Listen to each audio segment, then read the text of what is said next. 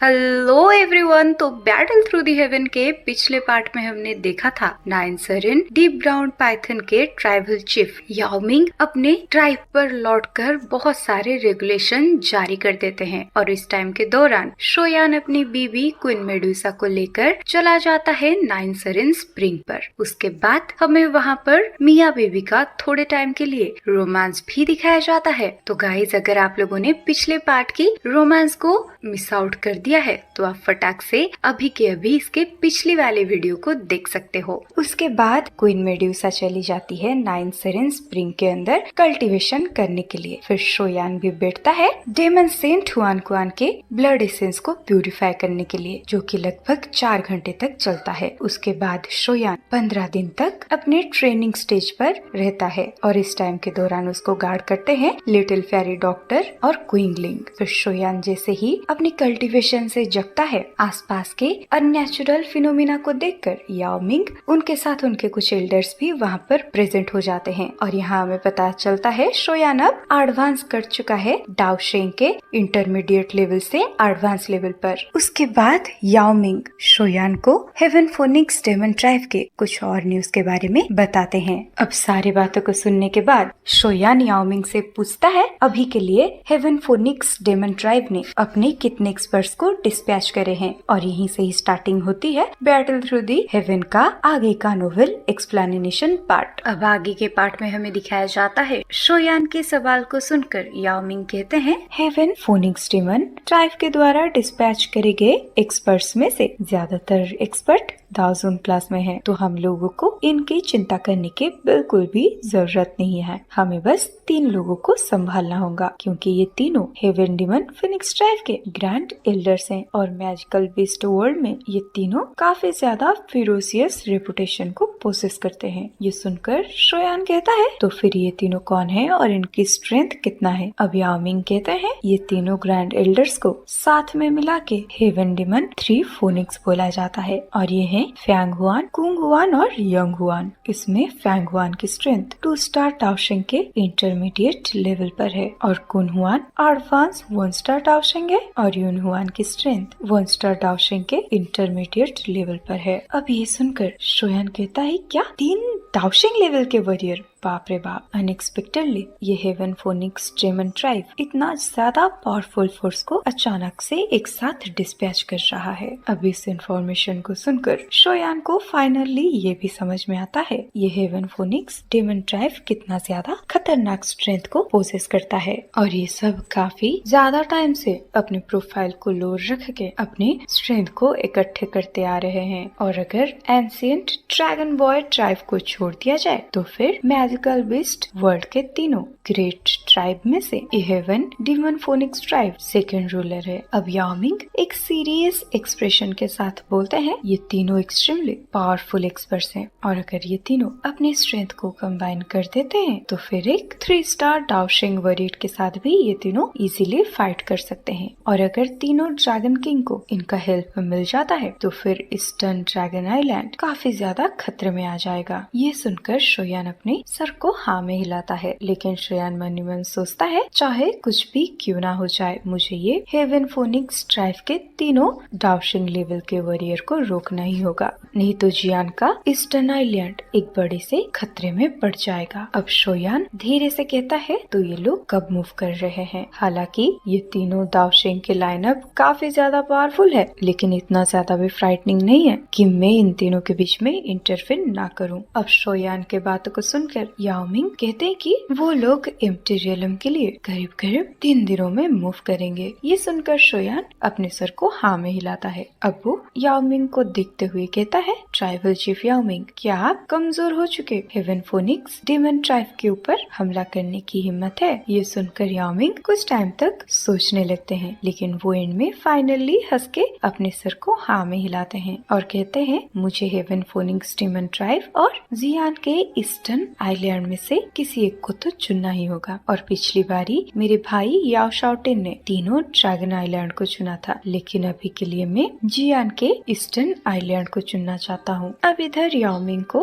Agree करते हुए देख शोयान खुश हो जाता है। अब वो कहता है अगर ऐसी बात है तो फिर हम कल ही इम्टीरियलम के लिए रवाना हो जाएंगे और 3 दिनों के बाद ये हेवन फोनिक्स डेमन ट्राइब के जो भी एक्सपर्ट्स वहाँ पर पहुँचेंगे हम उनको वहीं से ही खल्लास कर देंगे। अब हमें अगले दिन दिखाया जाता है शोयान प्रेजेंट होता है 9 सेरेन स्प्रिंग के पास और वो कंटिन्यूअसली घुरे जा रहा था 9 सेरेन स्प्रिंग के अंदर। अब पीछे से लिटिल फेरी डॉक्टर उड़ते हुए शोयान के सामने प्रेजेंट होकर बोलती है शोयान अब टाइम आ चुका है, हमें यहाँ से चलना चाहिए। ये सुनकर शोयान अपने सर को हाँ में हिलाता है और वो अपने हाथों को वेव करके एक मैजेस्टिक स्पिरिचुअल स्ट्रेंथ को चारों तरफ फैला देता है जो कि एक स्पेशल फॉर्मेशन में ट्रांसफर होके पूरे 9 सेरेन स्प्रिंग को कवर कर लिया था। अब शोयान का ये स्पिरिचुअल स्ट्रेंथ से बना हुआ वो बैरियर सिर्फ 9 सेरेन स्प्रिंग को प्रोटेक्ट ही नहीं करेगा बल्कि अगर यहाँ पर कोई भी डिस्टर्बेंस क्रिएट होता है तो फिर इंस्टेंटली शोयान को उसके बारे में जानकारी मिल जाएगी। इसी टाइम पर शोयान कहता है काइलिन तुम यहाँ पर रिलैक्स होकर ट्रेनिंग करो क्योंकि ये जगह 9 सेरेन डीप ग्राउंड पाइथन ट्राइब के हेडक्वार्टर्स में है और याओमिंग के ऑर्डर की वजह से ये एरिया पहले से ही एक फॉरबिडन ग्राउंड बन चुका है। साथ ही साथ इस जगह को बहुत सारे एक्सपर्ट्स गार्ड कर रहे हैं जिसके चलते तुम डिस्टर्ब बिल्कुल भी नहीं होने वाली और जब तुम अपने रिट्रीट से बाहर आओ तो तुम्हें सीधे के सीधे फॉलन स्टार पवेलियन लौटना पड़ेगा। अब शोयान का ये सॉफ्ट आवाज दाओकी के हेल्प से 9 सेरेन स्प्रिंग के अंदर ट्रांसफर हो जाती है और अब शोयान बिल्कुल भी टाइम वेस्ट ना करते हुए पीछे मुड़कर जाने लगता है। अब लिटिल फेरी डॉक्टर और शोयान को यहाँ से जाते हुए बस कुछ ही पल होता है हमें दिखाया जाता है 9 सेरेन स्प्रिंग में से एक स्प्लैशिंग साउंड आती है और इस 9 सेरेन स्प्रिंग के डीपेस्ट प्रिजन में जो फिगर होता है उसकी बॉडी हल्की सी मूव होती है और उसकी वो बड़ी बड़ी 7 कलर्ड आईज खुल जाती है। अब वो सबसे पहले अपने सर को झुकाकर 9 सेरेन स्प्रिंग की डीपेस्ट रीजन को देखती है जिसके चलते उसके आंखों में एक अजीब सी चमक आ जाती है। और मैं आप सबको बता दूं जब से मेड्यूसा इस 9 सेरेन स्प्रिंग के बॉटम पर अपीयर हुई है तब से उसको ऐसा लग रहा है जैसे कोई चीज उसे लगातार और भी अंदर बुला रही है। अब इसी चीज को करीब करीब 15 दिन तक सेंस करने के बाद मेड्यूसा कॉन्फर्म हो जाती है पक्का उसको कोई 9 सेरेन स्प्रिंग के बॉटम से समन कर रहा है और वो बॉटम वो जगह नहीं है जहाँ पर याओमिंग को सील किया गया था बल्कि ये जगह और भी ज्यादा डीपर रीजन होता है और उस जगह पर शोयान जिसको इतने सारे हेवनली फ्लेम गार्ड कर रहा होता है वो खुद भी इसके अंदर जाने की हिम्मत नहीं करेगी। इसी टाइम पर मेड्यूसा मन ही मन कहती है हालांकि तुम्हारे प्रोटेक्शन में रहने की फीलिंग काफी अच्छी है लेकिन मैं तब भी तुमसे स्ट्रॉन्ग रहना प्रेफर करती हूँ और मैं जानती हूँ कि ऐसा करना बहुत ही ज्यादा डिफिकल्ट है लेकिन एटलीस्ट मैं अपना ट्राई तो दे ही सकती हूँ। ये कहने के बाद मेड्यूसा अपनी ओरिजिनल फॉर्म की पूंछ को फटकारते हुए वो स्प्रिंग के और भी डीपेस्ट रीजन में जाने लगती है। अब सीन चेंज होकर आता है शोयान और याओमिंग के ऊपर। इसी टाइम पर याओमिंग कहता है brother Xiao Yan heaven phoenix demon tribe empty realm में एंटर करने के लिए अपने ट्राइब से एक स्पेशल होल को क्रिएट करेंगी तो हम पहले ही एम्प्टी रियलम पर पहुँच के उनके आने के इंतजार कर सकते हैं जिसके चलते उनके रास्ते को ढूंढना बहुत ही ज्यादा आसान हो जाएगा हम लोगों के लिए। ये सुनकर शोयान अपने सर को हाँ में हिलाता है। अब वो देखता है याओमिंग के पीछे और भी 6 एल्डर्स खड़े हुए हैं। इसी टाइम पर याओमिंग भी कहता है इस बारी मैं खुद तुम्हारे साथ जाऊंगा ब्रदर शोयान और साथ ही साथ मैं अपने इन 6 एल्डर्स को भी हमारे साथ ले जाऊंगा। हालांकि हमारा group heaven phoenix demon tribe से थोड़ा इंफीरियर है लेकिन जब तक हम उन हेवन डेमन 3 फिनिक्स को हरा देते हैं तो बाकी के हेवन फिनिक्स ट्राइब का पूरा एक्सपर्ट्स को हम संभाल सकते हैं और उनके प्लान को भी हम डिस्ट्रॉय कर सकते हैं। अब शोयान जैसे ही बाकी के 5 एल्डर्स को देखता है वो पाता है इन 5 का स्ट्रेंथ दावजोन लेवल पर है और जो 6th एल्डर है उसका स्ट्रेंथ है बैंशिंग लेवल के वीक लेवल पर। तो अब शोयान के एक्सप्रेशन को देखकर याओमिंग समझ जाते हैं कि शोयान मन ही मन क्या सोच रहा है। तो वो शोयान को बोलते हैं ब्रदर शोयान आप मुझे इस सिचुएशन के लिए ब्लेम नहीं कर सकते, क्योंकि मेरे छोटे भाई ने हमारे ट्राइब को इतने पीछे रख दिया है। और अगर मेरे वो तीनों वफादार एल्डर्स की बात मेरा छोटा भाई मानता तो फिर हमारा भी स्ट्रेंथ उन हेवन फोनिक्स डीमन ट्राइब के बराबर का होता। अब ये सुनने के बाद शोयान हंसते हुए बोलता है, अरे अरे ब्रदर याओमिंग, आप ये कैसी बात कर रहे हो? आपका हेल्प मेरे लिए काफी ज्यादा है, तो मैं ऐसा क्यों ही सोचूंगा। अब वो सीधे के सीधे देखता है लिटिल फेरी डॉक्टर और क्विंगलिंग की तरफ, और भले ही ये दोनों लेडीज और बैंशिंग क्लास के एक्सपर्ट में बड़ा स्ट्रेंथ गैप है, लेकिन अगर ये दोनों साथ में काम करते हैं तो फिर ये 1000 क्लास के कोई भी एक्सपर्ट को हरा सकते हैं। और तो और ये दोनों एक बैंशिंग लेवल के वॉरियर को भी थोड़े टाइम के लिए होल्ड करवा सकते हैं, और ये चीज शोयान के लिए काफी बड़ी हेल्प है। इसी टाइम पर याओमिंग बोलते हैं, चलो टाइम हो गया है, हमें यहाँ से निकलना होगा। अब इतने में ही वो अपने सामने एक बड़े से स्पेशल क्रैक को फॉर्म करते हैं, जिसके बाद सभी के सामने वो एक स्पेशल टनल अपीयर करते हैं। अब इस स्पेशल टनल को देखकर शोयान बिल्कुल भी हेजिटेशन नहीं करता, वो सबसे आगे जाकर उस स्पेशल टनल के अंदर एंटर करता है। उसके बाद लिटिल फेरी डॉक्टर और क्विंगलिंग उसे फॉलो करने लगते हैं। फिर एक के बाद एक याओमिंग का पूरा एल्डर्स का ग्रुप भी उस टनल के अंदर समा जाता है। और अब लास्ट में याओमिंग डीप आवाज में कहता है, बचे हुए सारे के सारे एल्डर्स, जब तक मैं बाहर रहता हूँ, हमारी 9 सेरेन डीप ग्राउंड पाइथन ट्राइब को संभालने की जिम्मेदारी आप सभी के कंधों में है। ये सुनकर सारे के सारे एल्डर्स याओमिंग को रिस्पेक्टफुल तरीके से रिप्ले करते हैं। अब एंड में याओमिंग भी अपने हाथों को वेव करते हुए उस स्पेशल टनल के अंदर घुस जाता है। अब सबके एंटर करने के बाद वो स्पेशल क्रैक धीरे धीरे करके डिसअपीयर होने लगता है। अब सीन चेंज होकर आता है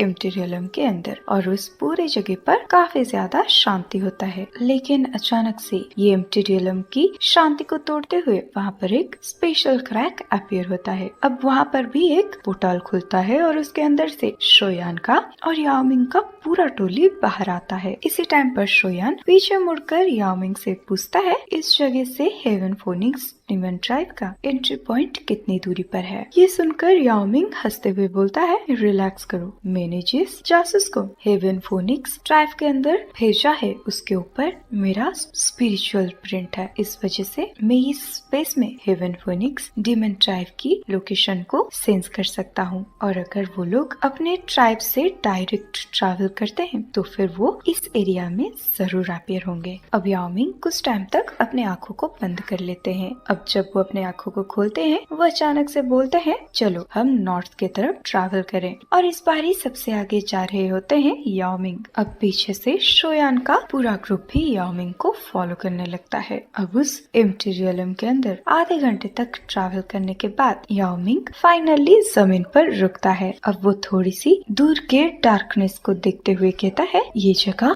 उस स्पेस के काफी पास है जहाँ पर heaven demon phoenix tribe appear होने वाली है, और जैसे ही वो स्पेस के अंदर ट्रैवल करते हैं हमें उनका लोकेशन इंस्टेंट ही मिल जाएगी। अब शोयान आसपास की सिचुएशन को देखकर अपने सर को हाँ में हिलाता है। अब वो कहता है, यहाँ का एनर्जी थोड़ा सा डेंस है, जिसके चलते हम यहाँ पर इजीली छुप के रह सकते हैं। अब याओमिंग हंस के बोलते हैं, अगर ऐसी बात है तो फिर हमें यहीं पर ही प्रेजेंट होकर अपने शिकार का इंतजार करना होगा। ये सुनने के बाद शोयान स्माइल करके एक जगह पर बैठ जाता है। अब इसे देखते देखते 2 दिन फटाक से बीत जाते हैं। अब 2 दिन के बाद शोयान का पूरा टोली सेंस करता है उनके थोड़ी सी दूरी पर अचानक से स्पेस फ्लक्चुएट हो रहा है। अब कई सारे पावरफुल फिगर एक स्पेशल क्रैक को अपीयर करके उसके अंदर से बाहर आते हैं। अब आखिरी बंदे का बाहर आने के बाद वो स्पेशल क्रैक अपने आप ही बंद हो जाता है, और उस स्पेशल क्रैक में से निकलते हैं करीब करीब 22-25 लोग, और उनके लीडर स्पॉट में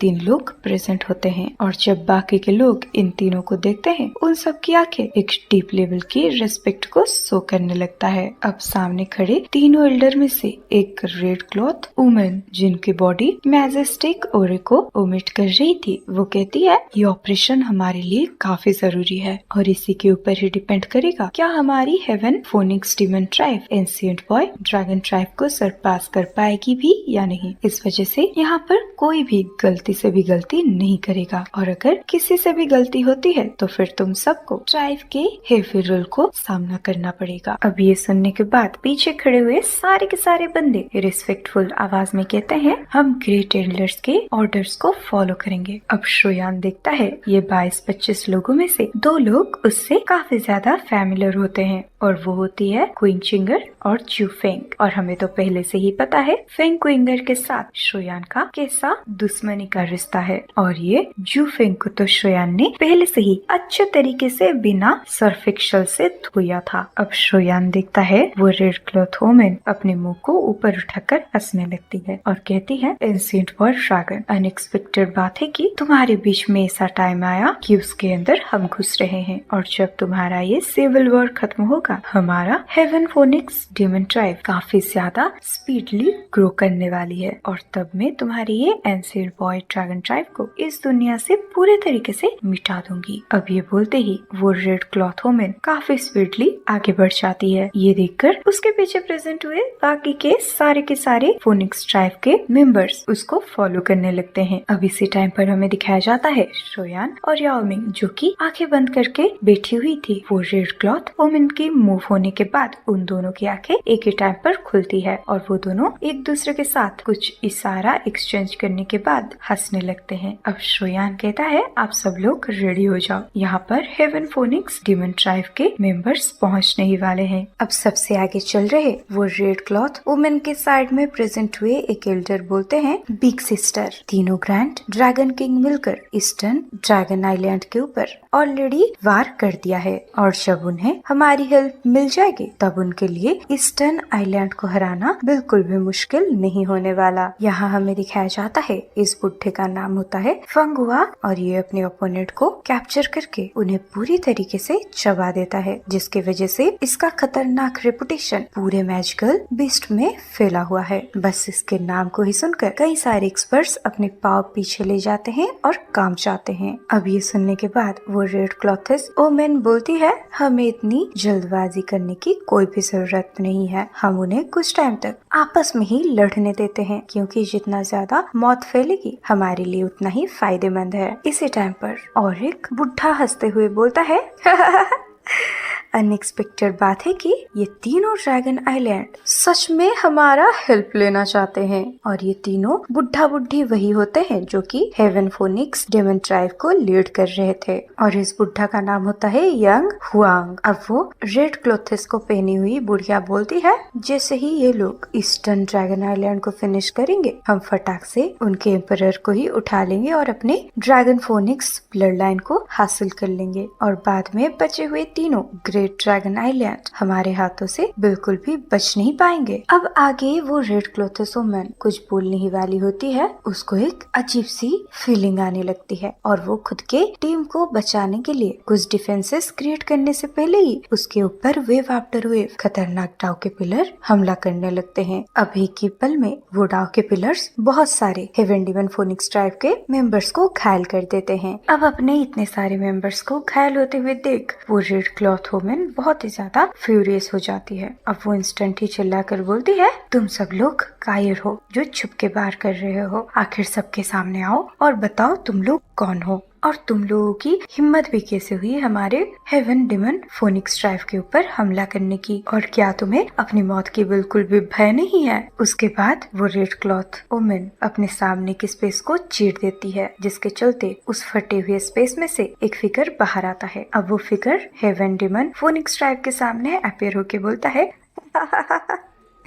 अगर हम लोग सच में कायर होते तो फिर हम तुम्हारे हेवन डेमन फिनिक्स ट्राइब को ऐसे हमला क्यों कर रहे होते, और हेवन डेमन 3 फिनिक्स हमें मिले हुए कई 100 साले बीत चुकी हैं, तो आखिर अभी के लिए तुम तीनों कैसे हो।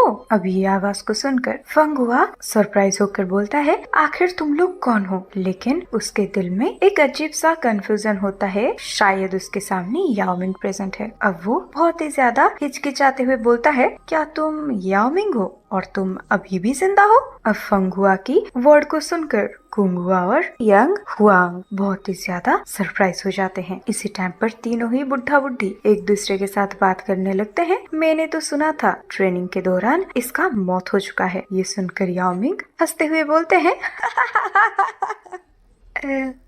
अगर तुम तीनों ओल्ड डिमंस अभी तक जिंदा हो तो फिर मैं इतनी आसानी से कैसे मर सकता हूँ भला? अब वो रेड क्लॉथेस ओमेन जिसका नाम कुंगुआ है वो याओमिंग को घूरते हुए बोलती है, रिगार्डलेस तुम्हारे जीने का कोई भी रीजन हो, लेकिन तुम सच में काफी ज्यादा बोल्ड होते जा रहे हो। लगता है पिछले कुछ सालों में तुम्हारे 9 सरेन डीप ग्राउंड पाइथन ट्राइब कुछ ज्यादा ही आसमानों में उड़ रहा है। तो क्या तुम लोगों को सच में ऐसा लगता है? अगर तुम्हारी ट्राइब 3 ग्रेट ट्राइब में आ गया है तो तुम सच में हमारे ट्राइब के बराबर आ चुके हो। इसी टाइम पर कुंगुआ देखती है याओमिंग के पीछे का स्पेस अचानक से फटता है। अब वो उस स्पेस से बाहर आते हुए हंसते हुए कहता है, सच में ये हेवन डिमन फोनिक्स ट्राइब काफी ज्यादा ग्रैंड तरीके से एक्शन लेती है। अब याओमिंग के पीछे अपीयर हुए इस फिगर को देखकर कुंगुआ सरप्राइज होकर बोलती है, आखिर तुम कौन हो? क्योंकि वो सेंस कर पा रही थी कि ये इंसान एक्चुअल में एक 1 स्टार डाओशिंग वॉरियर है।